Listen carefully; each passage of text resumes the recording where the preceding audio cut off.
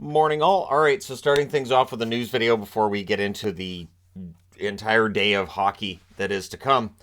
Starting off with news that proves that once again, if I'm wearing a team's jersey for a news video, it's not good news usually.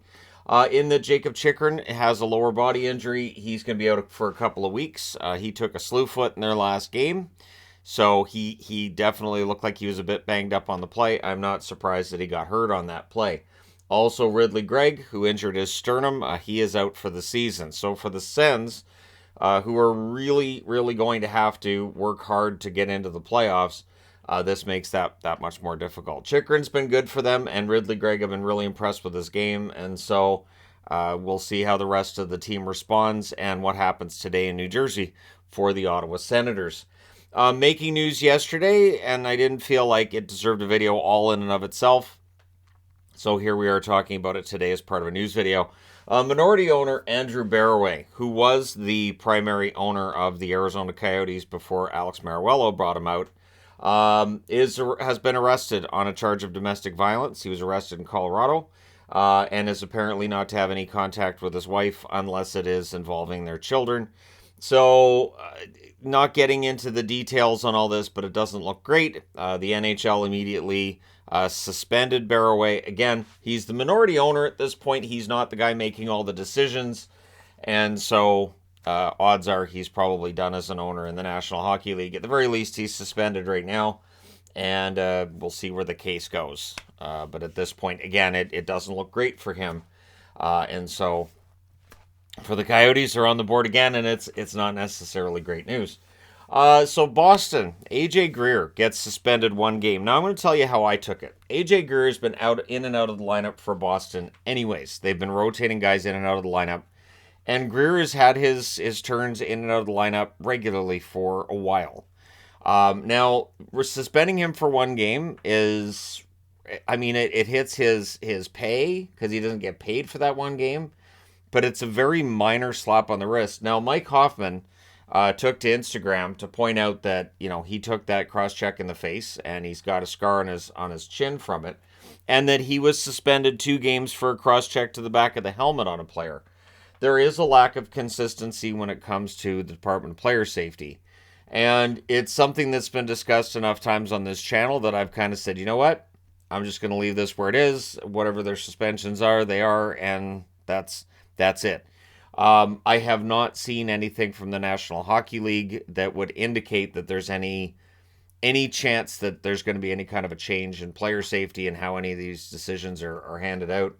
And so, yeah, it's where it is, and I understand and completely understand where Hoffman's coming from on this one, because there does not seem to be consistency. I was guessing it'd be 2, maybe 3 games for Greer. I was honestly really surprised when it was 1, in part because of the fact that he has been a healthy scratch as often as he has for Boston. So, like, for instance, today, Zboril's coming out of the lineup for Carlo to go back in. Carlo was a healthy scratch last game, and Lauko goes in for Greer.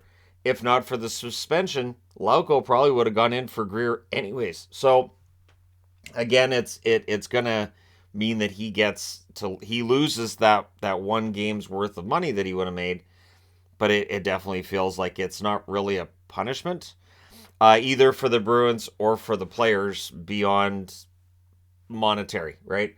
So at any rate, and so that way it kind of feels more like a fine than a suspension. I'm not sure how you fix that.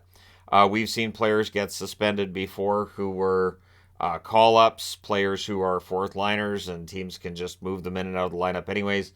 I'm not sure how you work your way around that.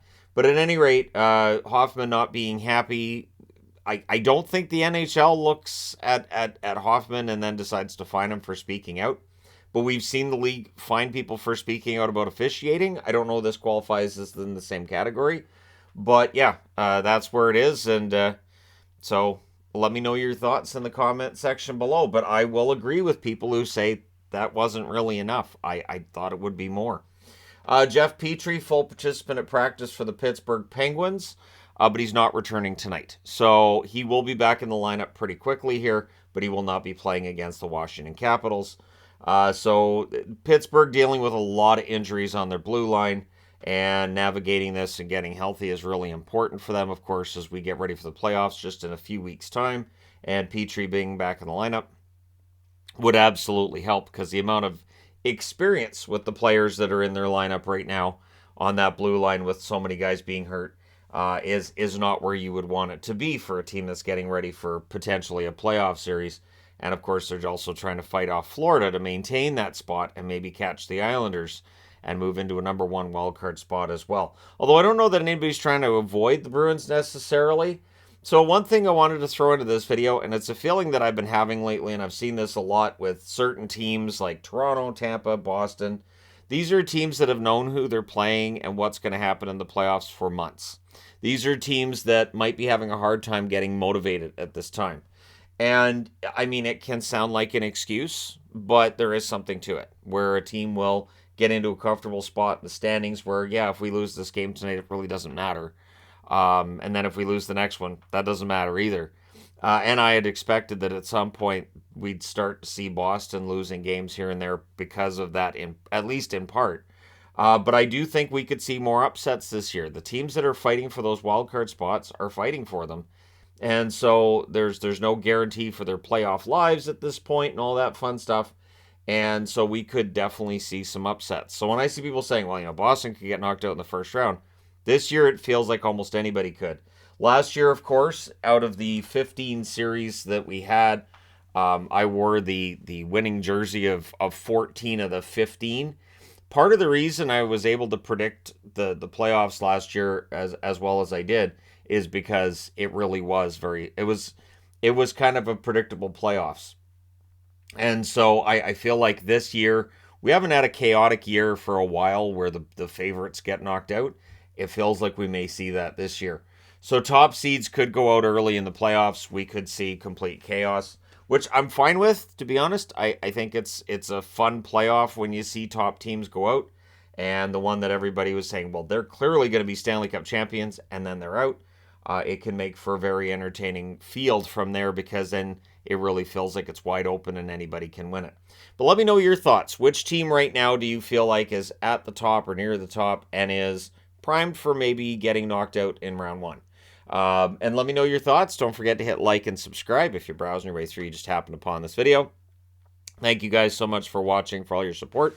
I will talk to you again soon.